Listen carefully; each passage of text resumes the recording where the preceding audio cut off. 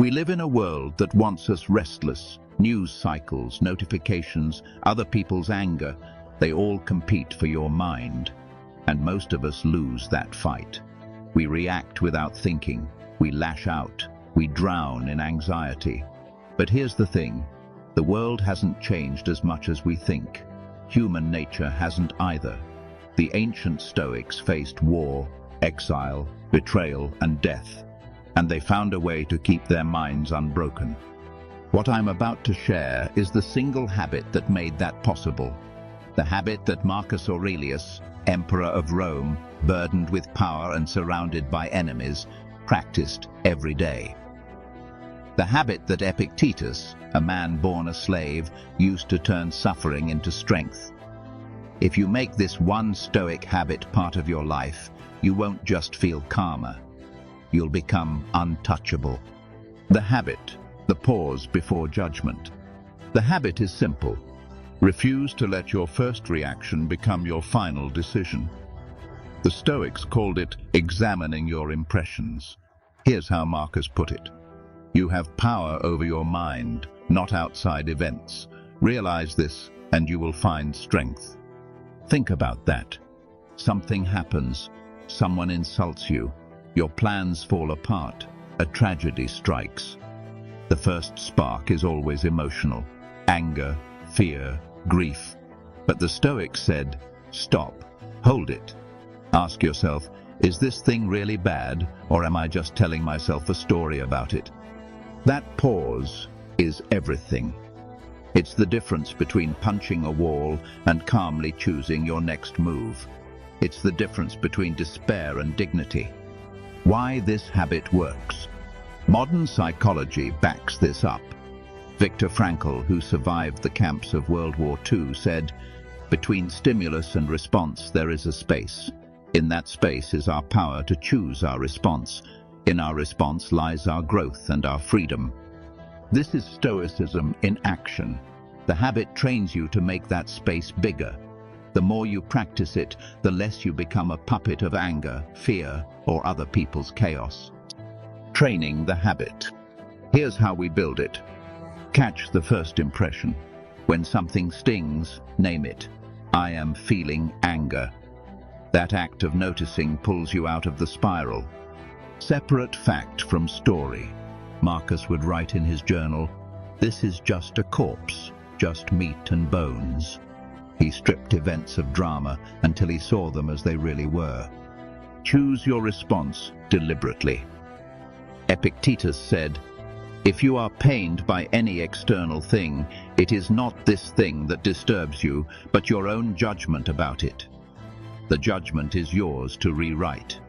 Practice this in small moments.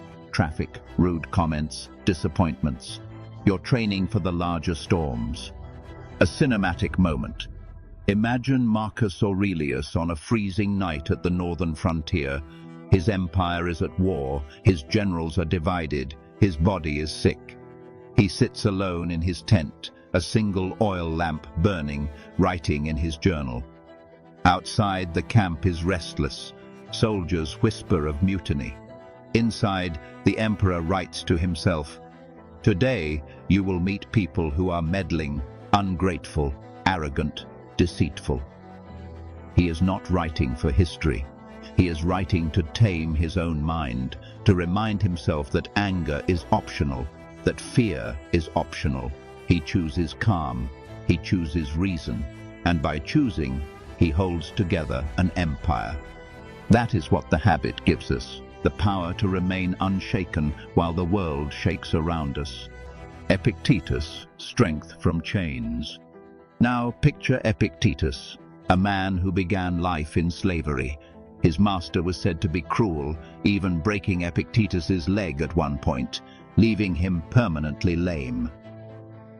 Yet Epictetus did not curse the world or surrender to rage. He trained himself to focus only on what could not be taken from him: his mind, his judgment. You may fetter my leg, he said, but not even Zeus has power over my will. Imagine that moment.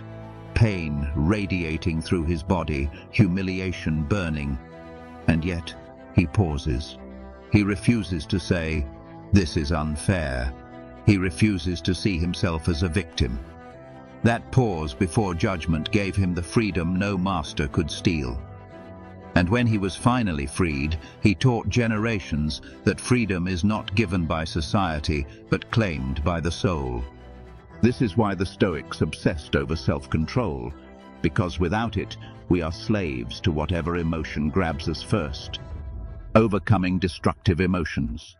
Let's be clear, this isn't about being numb. The Stoics weren't robots. Seneca wept when his friend died. Marcus grieved for his children. But they refused to let grief turn them into victims. They mourned, then they acted with reason.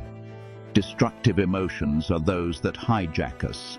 Rage that turns to revenge, fear that becomes paralysis, self-pity that rots into bitterness. The habit of pausing before judgment is the blade that cuts those emotions down before they control us. When we pause, we gain a new weapon, perspective. We remember that most insults are small, most setbacks are temporary, and even the worst moments of life, the kind that seem unbearable, are survivable if we face them with courage rather than panic.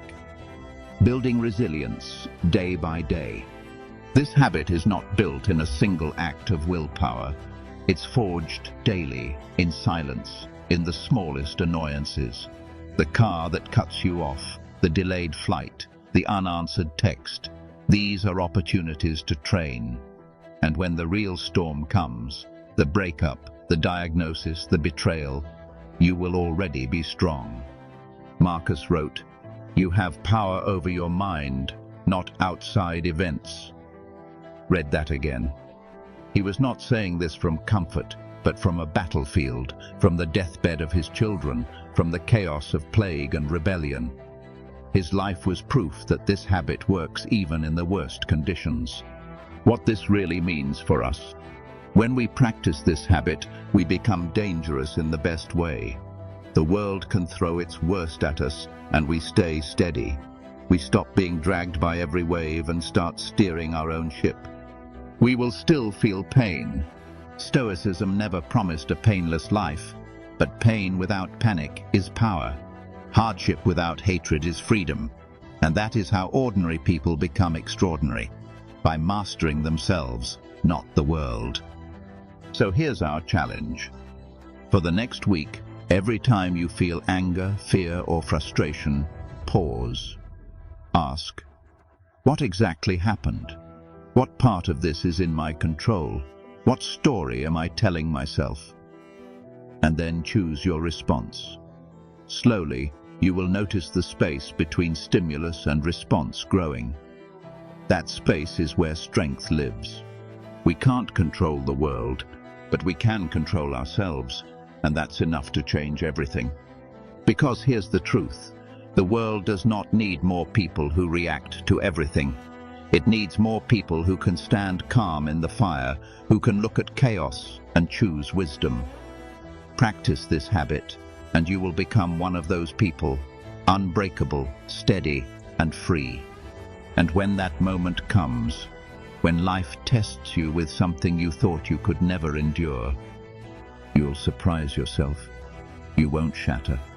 You'll stand taller, and you'll realize that the storm didn't destroy you. It revealed you.